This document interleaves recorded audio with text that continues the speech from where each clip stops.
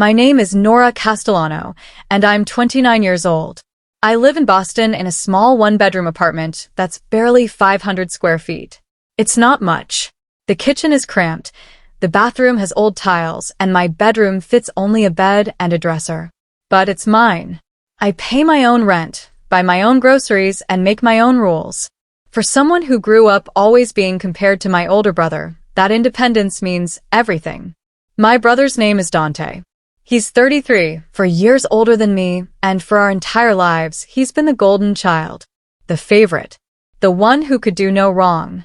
Growing up in our Italian-American family in Providence, Rhode Island, everything revolved around Dante. He was good at sports, popular at school, charming with adults. I was quiet, bookish, and invisible next to him. Mom and Dad praised everything he did and barely noticed my accomplishments. When Dante made the basketball team, Dad threw a party.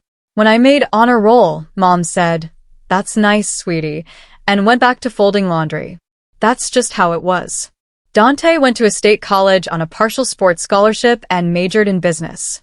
He didn't study much, but still graduated because he was good at charming professors and talking his way through presentations.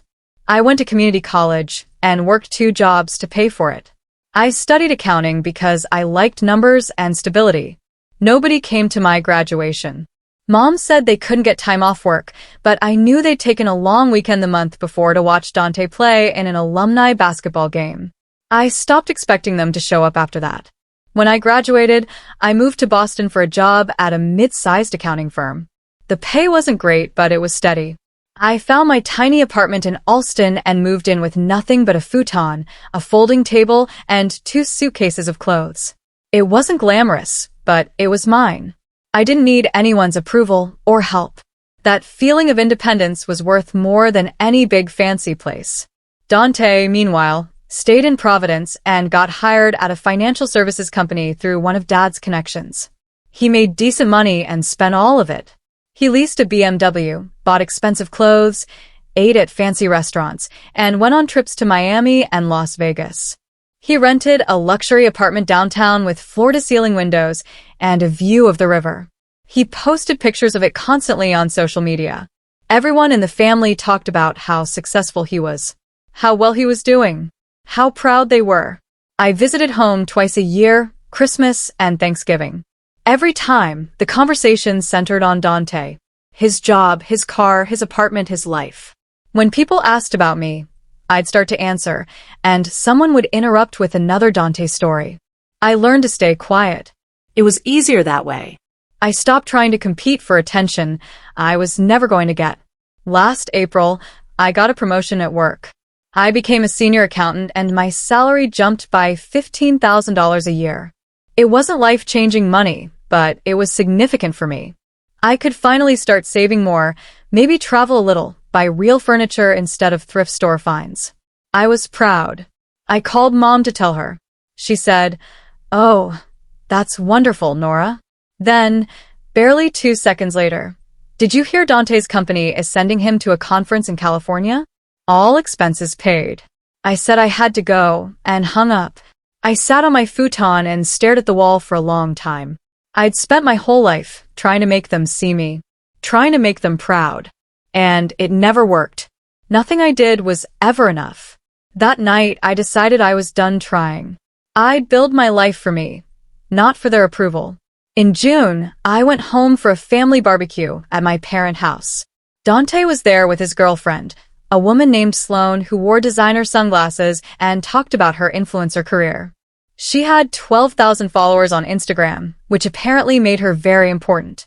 Dante spent the whole afternoon talking about his new promotion. He was now a senior analyst and made 6 figures. Dad clapped him on the back and called him a real success story. Mom beamed. I sat at the picnic table eating a burger and listening. At one point, Dante asked what I was up to. I told him about my promotion. He nodded. "That's cool. Accounting, right? Steady job. Good for you." His tone was condescending, like I was a kid who'd done okay on a spelling test. Then he said, "You still in that tiny apartment in Boston?" I said yes. He laughed. "Man, I don't know how you live in that shoebox." I could barely fit my couch in a place that small. Everyone laughed. Even Mom. I felt my face get hot, but I didn't say anything. Sloan chimed in. Oh my God, small apartments are so depressing. I could never. Dante added. Yeah, Nora's place is like a dorm room. I visited once. It's rough. He hadn't visited. Not once. But nobody fact-checked him. They just nodded and laughed. I finished my burger and excused myself. I went inside to use the bathroom and stood there looking at myself in the mirror. I wanted to scream. I wanted to cry. Instead, I splashed cold water on my face, went back outside, said I had to get back to Boston for work, and left. I sat in my car for 5 minutes before starting it, gripping the steering wheel so hard my knuckles turned white. I hated how small they made me feel. How invisible. That drive back to Boston was the longest 2 hours of my life. But by the time I pulled into my parking spot, I'd made a decision. I was done caring what Dante or my parents thought. I was going to live my life and let them live theirs. July passed. I worked hard, saved money, and started taking online courses to get my CPA license. It required extra studying and exams, but it would boost my career and my salary.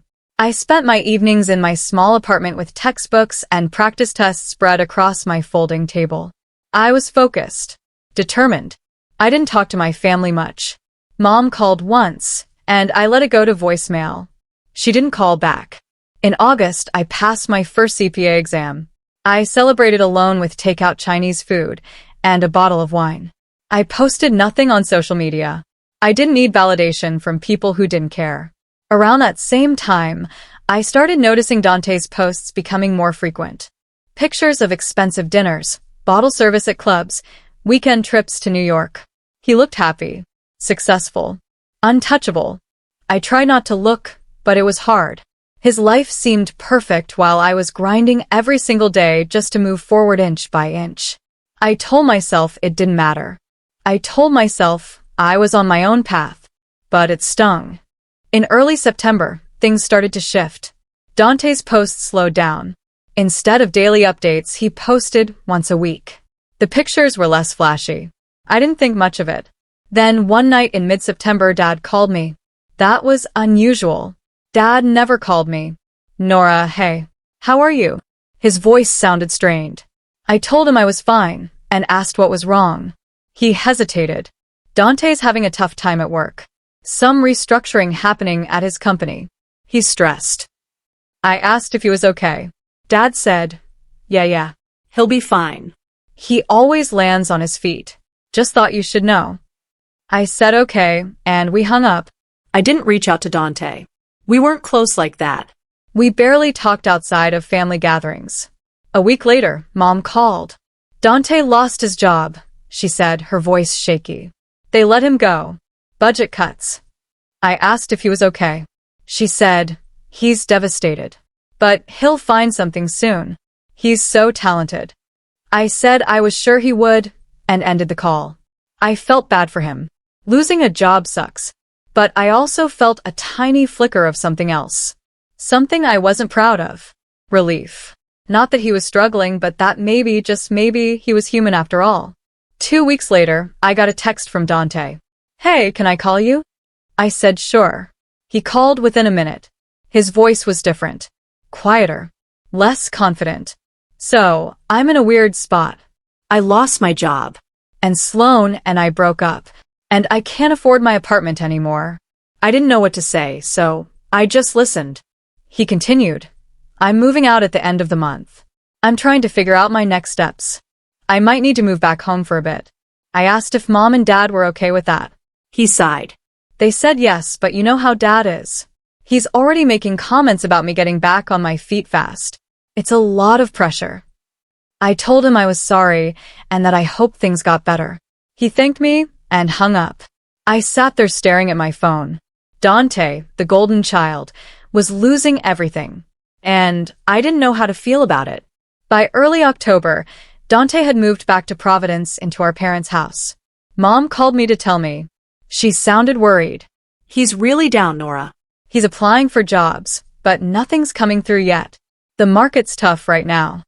I said I was sure he'd find something. She asked if I could call him, maybe check in. I said I would, but I didn't. I didn't know what to say.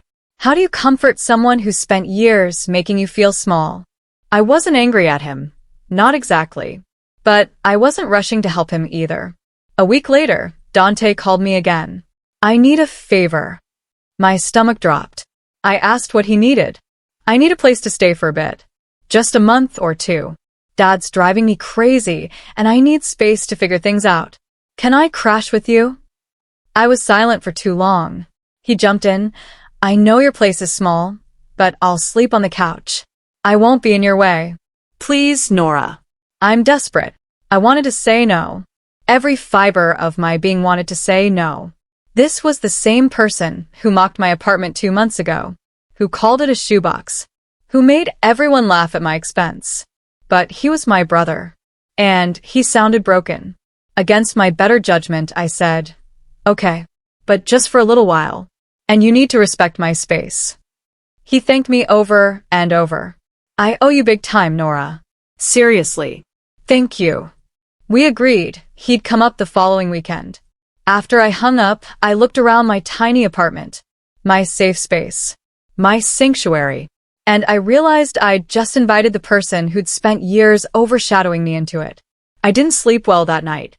I kept thinking about what I'd just agreed to, and wondering if I'd made a huge mistake. But it was too late now. Dante was coming, and my life was about to get a lot more complicated. Dante arrived on a Saturday morning in mid-October. He pulled up in an old Toyota Corolla, not the BMW he used to drive. He'd clearly sold it or lost it. He had 2 duffel bags and a backpack. That was it. Everything he owned fit into 3 bags. I buzzed him up, and when he walked into my apartment, he looked around without saying anything. I waited for a comment, a joke, something about the size. But he just set his bags down and said, "Thanks for letting me stay." He looked tired. His hair was longer, unkempt. He'd lost weight. He wasn't the confident, polished version of himself I was used to. He was just a guy who'd hit rock bottom. I showed him the couch, gave him a pillow and blanket, and told him the bathroom schedule since we'd be sharing. He nodded at everything. That night, we ordered pizza and sat in awkward silence watching TV. It felt surreal. Dante, the golden child, was sleeping on my couch in the apartment he'd mocked. Life had a strange sense of humor. The first week was tense. Dante spent most of his time on his laptop applying for jobs. He was quiet, barely speaking unless I asked him something. I went to work every day and came home to find him in the same spot on the couch. He did the dishes sometimes and took out the trash without being asked, which surprised me. I'd expected him to be a terrible roommate, but he was trying. Still, the apartment felt smaller with him there. I couldn't walk around in my pajamas anymore. I couldn't blast music or talk to myself while cooking. I felt like a guest in my own home. One night, I came home late after drinks with coworkers. Dante was still awake, staring at his laptop. "Any luck?" I asked. He shook his head. "Nothing. I've applied to 47 jobs. I've gotten 3 rejections and nothing else." I told him to keep trying, that something would come through. He looked at me with tired eyes. I really screwed up, didn't I? I didn't know how to answer, so I just said, "You'll figure it out." But I wasn't sure I believed it. By the second week, Dante started opening up more. One night, he told me about Sloane. How she'd left him the day after he lost his job. She said she couldn't be with someone who wasn't financially stable. Those were her exact words. He laughed bitterly. I thought we were solid. Turns out she was just with me, for the lifestyle. I felt bad for him. Nobody deserves that.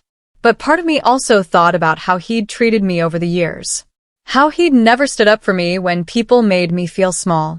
I didn't say that, though. I just said, "That sucks. I'm sorry." He nodded. I've been thinking a lot about how I've lived. I spent everything I made trying to look successful. I didn't save anything. I didn't plan for the future. I just lived for now. And now I have nothing. It was the most honest he'd ever been with me. I didn't know what to say, so I just listened. Maybe that's what he needed. 3 weeks in, Dante got a job interview, a financial analyst position at a smaller firm in Boston. He was nervous but hopeful. I helped him prepare. We did mock interviews at my tiny kitchen table. I asked him tough questions, and he practiced his answers. The night before the interview, he said, "Thank you for this. For letting me stay. For helping me. I know I don't deserve it." I looked at him. "Why do you think you don't deserve it?" He was quiet for a moment. "Because I was a jerk to you. At the barbecue. And probably a million other times before that. I made fun of your apartment when I should have been proud of you for making it on your own. I'm sorry, Nora. I really am." It was the first time he'd ever apologized to me for anything. I felt something shift inside me. Not forgiveness, not yet. But maybe the beginning of it. "Thanks for saying that," I said quietly. He nodded and we didn't talk about it again. But it mattered. Dante got the job. The interview went well, and they called him 2 days later with an offer. The salary was lower than what he used to make, but it was something. He was relieved and grateful. He started the following Monday. That meant he'd be in Boston permanently, at least for a while. He asked if he could stay another month while he saved up for his own place. I agreed, though my apartment felt more cramped than ever. But things were different now. He contributed to groceries. He cleaned. He was respectful. One Saturday, he even helped me rearrange my furniture to make the space feel bigger. We moved my bed against the wall and shifted my dresser to create more room. It was a small change, but it made a difference. "Your place isn't bad, you know," he said while we were moving things. "It's cozy. I get why you like it." I didn't say anything, but I appreciated it. He was trying, and that mattered more than I expected. By mid-November, Dante had saved enough for a deposit on his own apartment. He found a small studio in Cambridge not far from my place. It was tiny, smaller than mine, but he didn't complain. The day before he moved out, we sat on my couch eating takeout Thai food. "I'm going to miss this," he said. I raised an eyebrow. "Miss what? Sleeping on a couch?" He laughed. No. "I mean, yes, actually. But I'm going to miss being around you. We've never really spent time together like this. I feel like I'm getting to know you for the first time." I thought about that. He was right. Growing up, we'd existed in the same house but lived separate lives. This was the first time we'd actually connected. "I'm glad you're getting back on your feet," I said. He looked at me seriously. "I wouldn't have made it without you. You know that, right?" I nodded. "I know." And I did. He'd hit rock bottom, and I'd been there to catch him. Not because I owed him anything, but because that's what family should do. Dante moved out on a Sunday. I helped him carry his bags to his car. He hugged me before getting in, which was awkward but sincere. "I'll call you," he said. "We should get dinner soon." I said sure, and he drove off. I went back upstairs to my apartment. It felt bigger without him there. Emptier, too. I hadn't expected to miss him, but I did. A little. That night, I sat on my couch in the quiet and realized something. For the first time in my life, Dante and I had a real relationship. Not one built on competition or comparison, but one built on respect and honesty. It wasn't perfect. We still had years of baggage to work through, but it was a start, and that felt significant. I texted him, "Good luck with the new place." He replied immediately, "Thanks, sis. For everything." I smiled. Maybe this was what healing looked like. Thanksgiving came a few weeks later. I wasn't planning to go home. I told Mom I had to work, which was a lie. I just didn't want to sit through another dinner where I felt invisible. But Dante called me. "Come home. Please. I'm going, and I think it would be good if we went together." I hesitated. He added, "I know it's hard, but I'll be there. I'll make sure you're not alone." That meant something. So I agreed. We drove down to Providence together. The whole way, he talked about his new job, his apartment, how he was adjusting. He asked about my CPA exams and actually listened to my answers. When we arrived, Mom hugged us both. Dad shook Dante's hand and patted my shoulder. Typical. But this time, I didn't care as much. Dante had my back, and that made all the difference. Dinner was awkward at first. Dad asked Dante about work. Dante talked about his job but kept it brief. Then he turned to me. Nora's killing it at her firm. She's studying for her CPA exams and already passed one. Mom looked at me, surprised. You did? That's wonderful, honey. Dad nodded. That's good. Real good. It wasn't much, but it was more than I usually got. Dante kept steering the conversation back to me throughout the night. He asked about my promotion, my apartment, my plans. He made space for me in a way he never had before. After dinner, we sat outside on the porch. Dante said, I'm trying to be better. To see you. To support you. I know I have a long way to go, but I want you to know I'm trying. I looked at him. I see it. And I appreciate it. He smiled. Good. Because you're kind of the best person I know. I laughed. Don't get too sappy on me. But inside, I felt something I hadn't felt in years. Hope. December was busy. I passed my second CPA exam and was halfway to my license. Work was going well. I got another small raise. Dante and I started having dinner together once a week. Sometimes at my place, sometimes at his. It became a routine. A good one. We talked about everything. Work, family, life. He told me about growing up and feeling the pressure to be perfect. How exhausting it was to always be the golden child. How he'd built his life around other people's expectations and lost himself in the process. I told him about feeling invisible. About working so hard for approval I never got. About learning to build a life for myself instead. We were finally being honest with each other. And it was healing in a way I didn't expect. One night, he said, I'm glad I lost everything. I know that sounds crazy, but it's true. I needed to hit rock bottom to figure out what actually matters. I understood what he meant. Sometimes you have to lose everything to find yourself.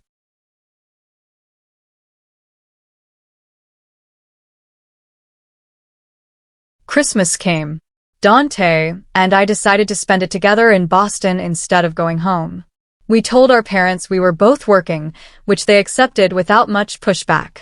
On Christmas Eve, we decorated my tiny apartment with a small tree and string lights. We cooked dinner together, burnt the garlic bread, and laughed about it. We exchanged gifts. I gave him a nice watch I'd found on sale. He gave me a framed photo of us from when we were kids, before everything got complicated. We were sitting on a porch swing, smiling. I didn't even remember the moment, but seeing it made me emotional. Where did you find this? I asked. He smiled. Mom's attic. I went looking for it last time I was home. I hugged him. Thank you. That night, we watched Christmas movies and ate leftover pie. It was the best Christmas I'd had in years. Not because it was fancy, but because it was real. By January, Dante was doing well. He'd gotten a small promotion at work and moved into a slightly bigger apartment. He was saving money and making better choices. He started going to therapy, which he said helped him unpack a lot of the pressure he'd felt growing up. I was proud of him, not because he was successful in the traditional sense, but because he was becoming the kind of person I actually wanted to be around. One night over dinner, he said, I think I owe Mom and Dad a conversation about how they treated us. About the favoritism. I told him I didn't think they'd listen. He nodded. Maybe not. But I need to say it anyway. For me. And for you. A week later, he went home and had that conversation. I wasn't there, but he called me after. How'd it go? I asked. He sighed. They were defensive at first. But I think I got through a little. Dad said he didn't realize how much pressure he put on me. Mom cried. It's a start. I told him I was proud of him. And I meant it. By March, life had settled into a good rhythm. I passed my third CPA exam and was one test away from my license. Work was great. I was being considered for a senior manager position. Dante and I were closer than we'd ever been. Our weekly dinners continued. We texted regularly. We supported each other. One Saturday, we went to a Celtics game together. Sitting in the cheap seats eating overpriced hot dogs, he said, You know what's funny? I used to think I had everything. The car, the apartment, the girlfriend, the job. But I was miserable. Now I have way less, and I'm happier than I've ever been. I smiled. That's because you're not pretending anymore. He nodded. Yeah. And because I have you. I didn't realize how much I needed my little sister until I almost lost everything. I bumped his shoulder. I'm glad you didn't lose everything. Just most things. He laughed. And so did I. It felt good to laugh with him. To be real with him. To finally have a brother instead of a competitor. Today, I'm sitting in my small apartment. The same one Dante mocked a year ago. It's still tiny. The kitchen's still cramped. The bathroom tiles are still old. But it's mine. And now it's also the place where my brother and I rebuilt our relationship. Where he learned humility. Where I learned forgiveness. Where we both learned what family actually means. Dante's doing well. He's been at his job for almost a year, got another promotion, and is saving for a real apartment. He's dating someone new, a teacher named Priya, who's kind and genuine. He's building a life based on what matters, not what looks good. I'm doing well, too. I passed my final CPA exam last month. I got the senior manager position. I'm looking at bigger apartments, but I'm not in a rush. This place holds too many important memories now. Last week, Mom called. She said she and Dad were proud of both of us. That they'd been too focused on appearances and not enough on what mattered. It wasn't a perfect apology, but it was something. Dante and I talk almost every day now. We've made plans to take a trip together this summer, just the two of us. He suggested we go somewhere neither of us has been. Start fresh. Make new memories. I agreed. Because that's what we're doing now. Starting fresh. My brother lost everything.